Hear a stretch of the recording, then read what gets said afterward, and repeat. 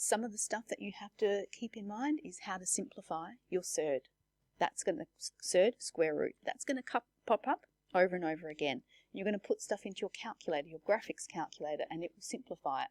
So those people who are going, I'm not using my graphic, I'm just using the scientific, get used to the fact that when we have things, like you will get an answer of good old, let's go, root 48. If you pop that into your graphic, or the question says leave it in exact form, it's not going to leave it like, if you leave it like that, that's not good enough. It will simplify. So who can remind me, how do we simplify a surd?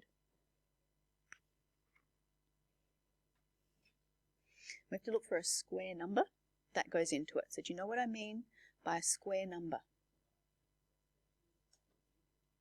Thank you. Shake of the head rather than just staring. So a little bit of a shake, I'm happy with that, but the stare, come on people. So 4 is a square number. 9 is a square number. Who can give me the next square number? 16. That's right. Oscar, give me the next square number. Not 32. No. What's the pattern going on here? 25. Yep. Next one. Not 34. Right, 36. Okay. Why? What's going on? Because we know the square of these numbers. Because 2 squared gives me 4. Therefore, the square of 4 is 2, etc., etc. 3 squared, 4 squared, 5 squared, and so on and so forth. So what you have to do is you have to look for these numbers that we call square numbers and go, are there any of those that go into 48? 36 times what goes into? So 4 definitely does, and if 4 does, you should always check if 16 does. So I could write 48 as root 16 times root 3. Why? Because 16 times 3 is 48. Now, these are one of the things that, you know, should be a skill that we have. I know with my year 9, sometimes we just don't get to that. We've run out of time. So we do this, and so on our calculator, square root of 16 is 4, and that's why we will have root 48 written as 4 root 3. Yeah? Want to try another one? Yes, good. How about 27 root thereof? How can I simplify that? Excellent. Again, you're looking for these square numbers, which one goes in there, and we can say that this is the same as, I've separated those like that. It's the same as saying 9 times 3. I left out that step because that's 9. And what is the square root of 9? 3. So we want to start saying we need to write these in simplest form. Later when we do quadratics, this comes back again. Okay, one more before we go. On our merry way, how about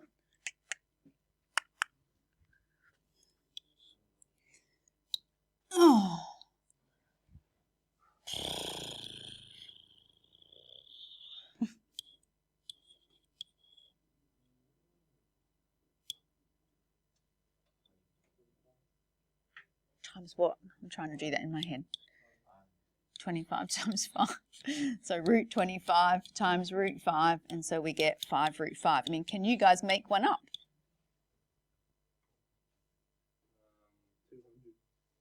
200. I like it. Because what would happen if we've got 200?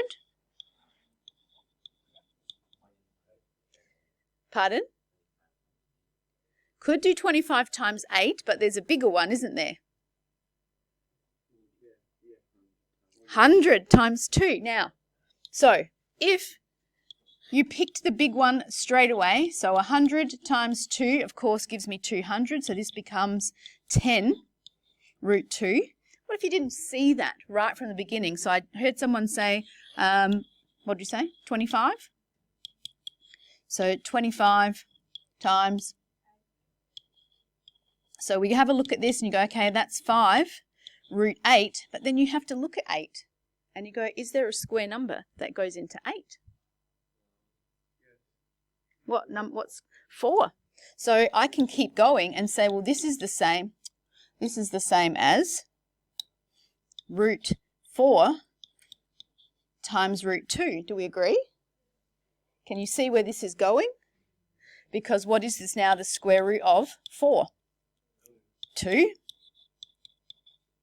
And 5 times 2 is 10. So it's going to be a lot easier if you always find the biggest square number to start with.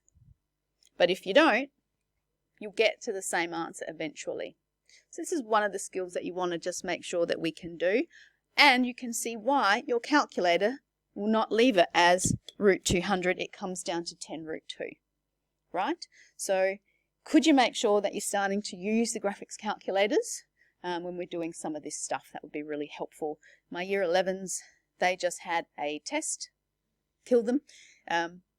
Part of it was no calculator. So you will have to have in year 11 and year 12 one test or one part of a test where you cannot use your calculator. So that's why you want to try and start making sure that we can do this. Does that make sense? Yeah? So this is where I would say, have you put something down to remind you on your notes page? So take that time now if you need to. You should have all of these formulas and maybe put a little simplifying surds.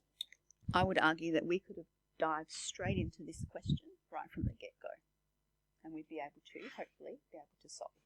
So what would be the first thing that you would do to solve this? Sorry, mate. Have you signed in, dear? Oh, I didn't. Please, yeah, you need to. What would be the first thing that you would do? Yes, JP? Right, so when you say equation, what equation would you write? Because we've got 3 to choose from. You would write the gradient. Absolutely. Okay, we've got our gradient formula, so we're going to write that down. So we can have slope, sign in. We talked about this the other day. You could have y1 take y2, you could have x1 take x2, or the other way around, right? For me, it depends on this. So I've got a choice, and just be careful that with your slope, it's always the y upstairs. We're so used to going x comes first, x comes first. If I had $1 for every time students have put the x's upstairs for the slope formula instead of down, I might not be here. So make sure you go that now. Don't write this yet. I could write 5, take t, but I like to have my unknown first. Now, that's not wrong. But I would prefer, when I write this, to start with this one. And so I've got t take 5. It's just for me. If you want to go the other way, go for it. But because I started with this one and went t take 5 downstairs, I must go 4 take 3. And hopefully that's some of the stuff that you looked at when you were working out your slope formula, that you had to make sure whatever point you started with, you stick with that for the x's and the y's. Oui? Is that it?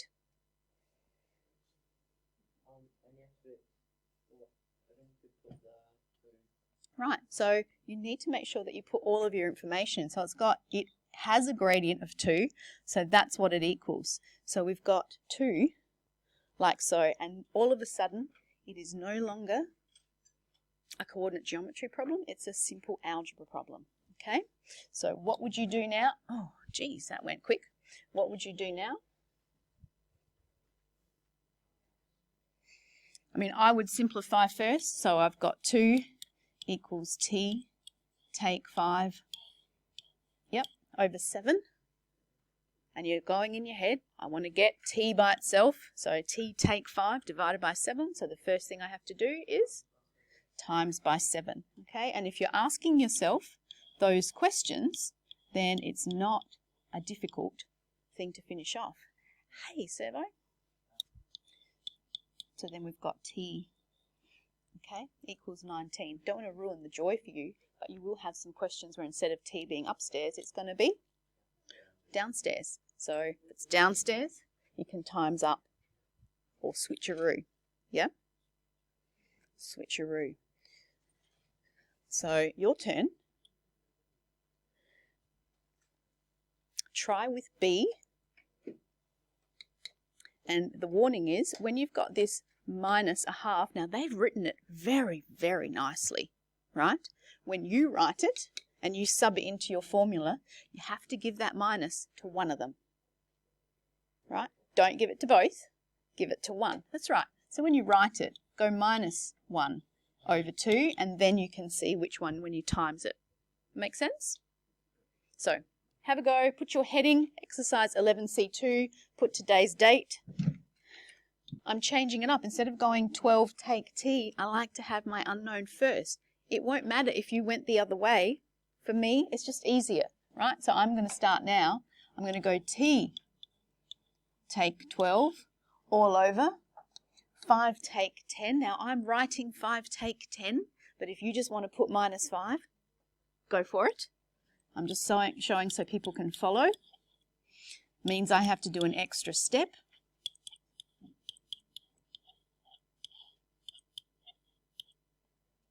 Right? Jumps. And I want to get T by itself. So I've got various options here. If this was an even number, I'd just go 6 times this. You have an even number. Sweet. Because it's a fraction, I'm going to go, right, what's minus 5 times minus 5? 5. And then multiply the 2 up. So you're cross-multiplying and you're getting rid of that fraction. You happy with that, Osk? Right? So we end up with 2t take 24. 29 equals 2t. So t equals 29 over 2. Right? I don't have my calculator with me. Coops, if you had your calculator there, right, at this point, right, we've got a half equals t take 12 over negative 5. Sorry. Right? Because you've got technology right next to you. You can just go, we're watching. What's minus a half times minus 5? So a negative times a negative is a positive. So I get 5 over 2 equals t take 12. How do I get rid of a take 12? Add 12, and you can just work out 12 plus 5 over 2. Whack that on your calculator. Now, because it's over there, I didn't want to push buttons, I went with this. Which is the better way? Your choice. All right? So 11C2, question 3, there's some more questions. So turn to that page and let's get cracking. Sorry, I was not recording, but we've got the work solutions there if you wanted to have a look for C and D.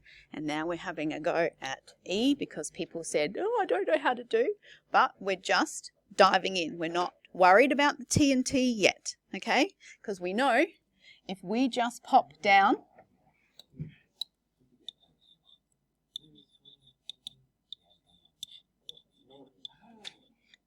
so we're going to pop in as much as we can. So T take 2. Yeah, everybody should have got that. Yeah, and that gets you. Now you take a punt and you go, well, what am I going to do now? I don't like that. They're not listening because they're doing the next thing. I don't like that divide stuff. So how do I get rid of? Cross multiply again, right? So we're going to go 4 times T take 2.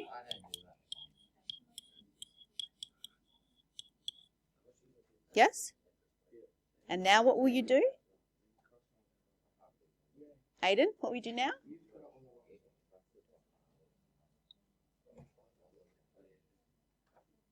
Aiden doesn't want to talk to me.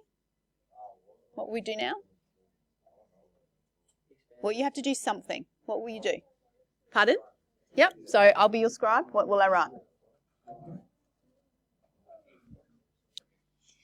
So question 4, we just went through and we went, oh, we don't know 2 points, but if we had gone X and Y here, or A and B, and then X and Y here, you've got 4 unknowns, which is not the case. Because this is a Y-intercept, we know that X is actually 0.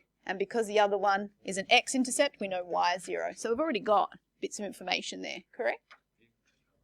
So now, with PQ, we know the slope is 3 over 2. And I'm just using my points here. So again, start with the y's. And I'm going with my unknown first. So it's going to be y, take 2. So it becomes y plus 2, agreed? All over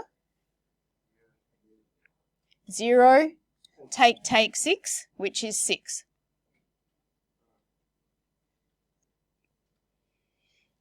And I hope this doesn't hurt you, but for this one, I'm actually not going to, I mean, you could cross multiply if you want, but because I know that this actually be a nice number.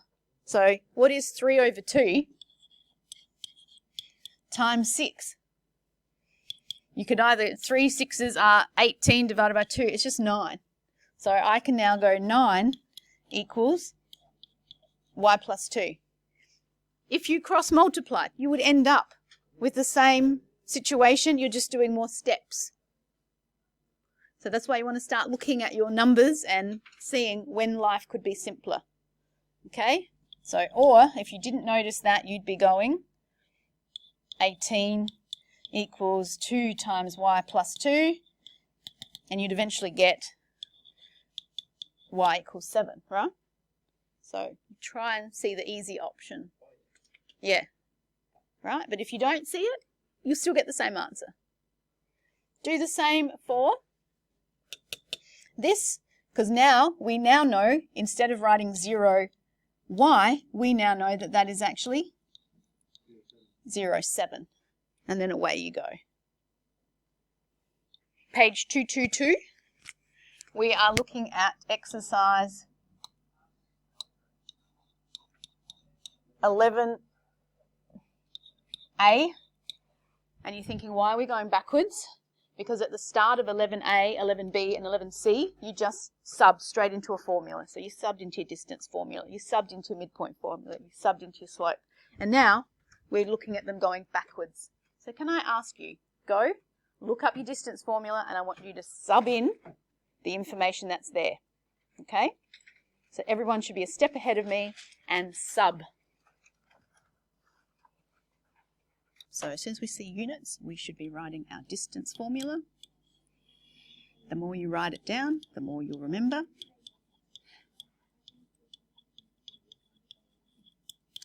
I never leave enough room for my square root. There we go. All right, so everybody should have written the formula down right. Believe it or not, I have seen students write the wrong formula down. So please make sure that it is correct. Now, what are we going to sub in? I'm going to write D again. Do I write D again?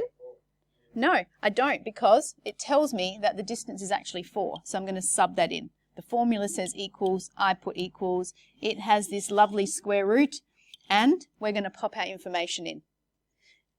You could, again, if you wanted to, go 2, take A, but you've heard my style already today. I like, when possible, to have my unknown first, right? Doesn't make a difference, except for me, I find it easier. So I'm going to write A, take 2 squared. Was anyone tempted to go their y's first, because we just were doing slope? No, just me. Yeah. And you know, that works the other way when you're doing distance and midpoint all the time, because you're always going x first. Then when you go to slope, it's really easy to mix it up. So you've got to concentrate and make sure that you follow the formula nicely. Thank you for your honesty. And then -1, take 3. Right? What's your job? What's your goal here? Yeah, well, simplify, and we want to try and get to A.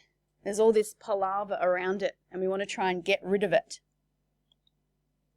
So how are we going to get to A? I'm fascinated. Look, that's straight. Anyway, I'll tidy up, because I go, well, I don't know what else to do, but I know that I can tidy up. -1, take 3 is -4 squared, gives me 16. So I would expect everybody to go, yeah, I could have got to that stage. And if you hadn't, then sort of ask yourself, are you nervous about something? Why? If you get something wrong, doesn't matter. I would also go, some of you might be saying, well, could we expand this squared? Could have been an option, but I'm going to say don't do it. It'll create more work. My question to you is, how are you going to get rid of a square root? Because if you can get rid of that square root, you've got access to that a. Any way that we can get rid of a square root? Opposite of rooting. Square it. Yep. So we're going to square both sides. So when I square this side, I get 16. And when I square the other side, the square root is gone. And lo and behold, we should be able to solve this now. Yeah? How do I get rid of the plus 16? Minus 16. How do you get rid of a squared? Square root. I mean, this one is nice because 16 takes 16 ends up being 0. Yeah? If 16 takes 16, if it wasn't 16 here, let's say if it was, give me a number, bigger than 16. Right, so if it was 18, take 16 equals a take 2. We carry on in our merry way. We've got 2 equals a take 2 squared. How do I get rid of the squared? Square root. And that leaves me with a take 2. How do I get rid of the take 2? Plus 2. Now, can I actually have everyone listening to this bit, please? I want us to actually now think about the situation. We've got 2 points and they're 4 units apart. So let's have a look. 2, 3.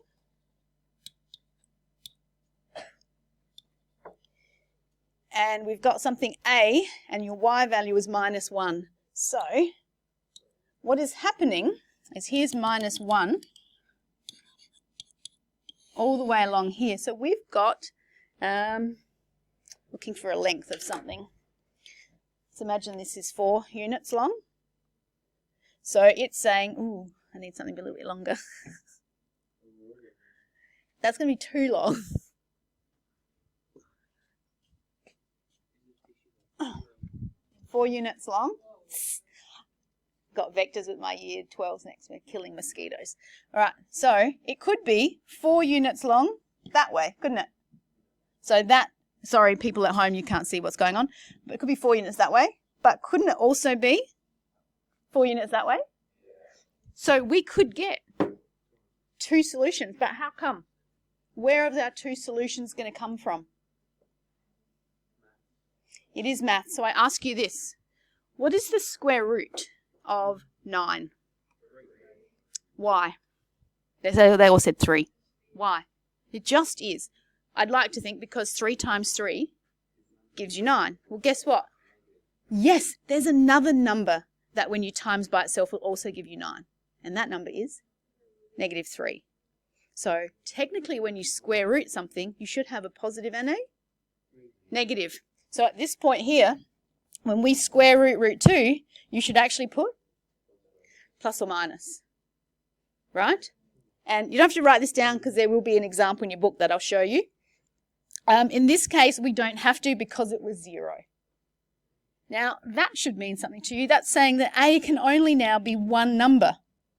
So instead of having one solution this way and one solution that way, what happens when there's only one solution?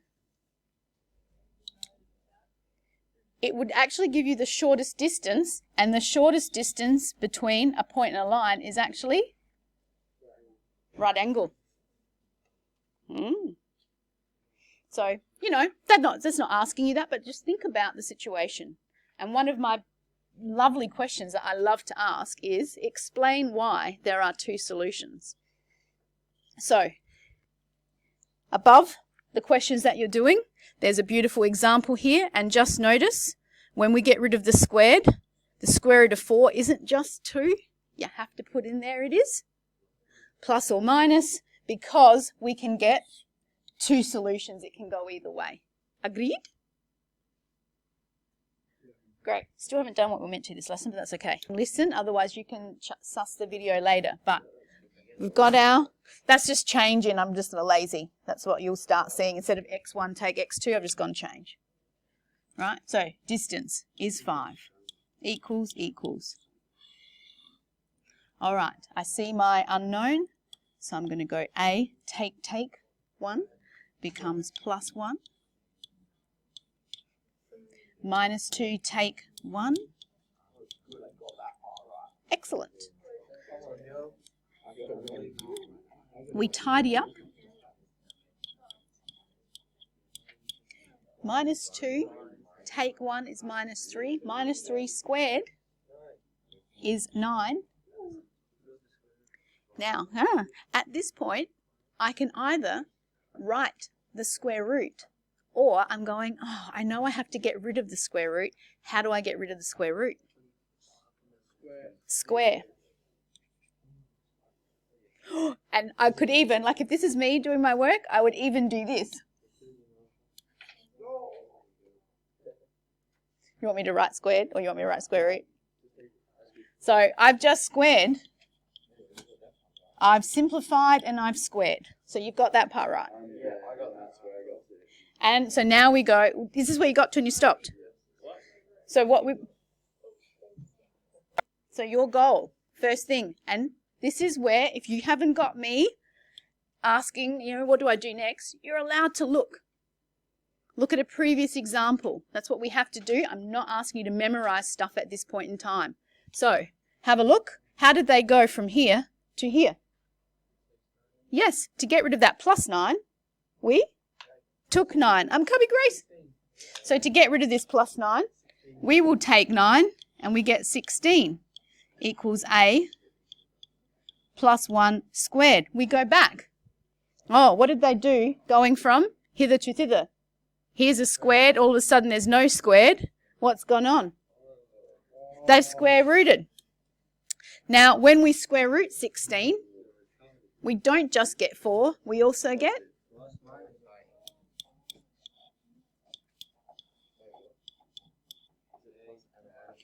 Yep, and so this is a shortcut way.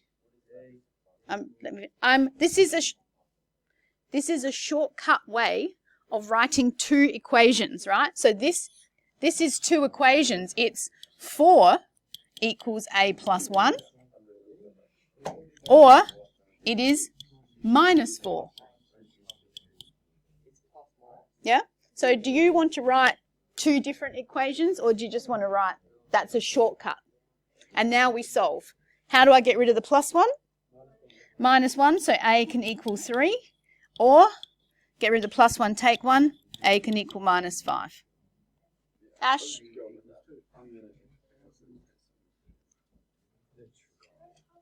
Put it.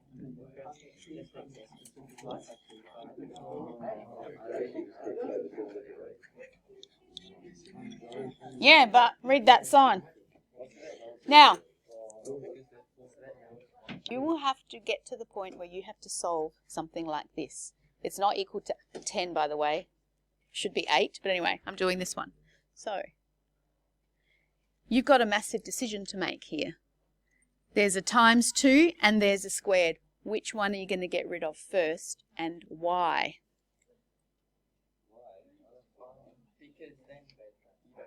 Right, it's the order of operations, right? So if you started with A, you'd square it and then you'd times by 2. Since times by 2 is the last thing you do, it's the first thing you have to undo. So for this, you would have to go A squared divide by 10 and you get 5. And then, how do I get rid of the squared? And don't forget, when you square root, you get a positive or negative. Now, you will need that information for C, and I'll tell you right now, it doesn't equal 10. 2a squared won't equal 10. You'll get a nicer number, but apply. Part D, do not be scared. I want to see, right, your substitute equidistant. I don't know why you're packing up. I'm just putting it because Equidistant means they are equal distance from each other. So what I would say is make AP equal to AQ. You've got two equations. You have two root signs equaling one another.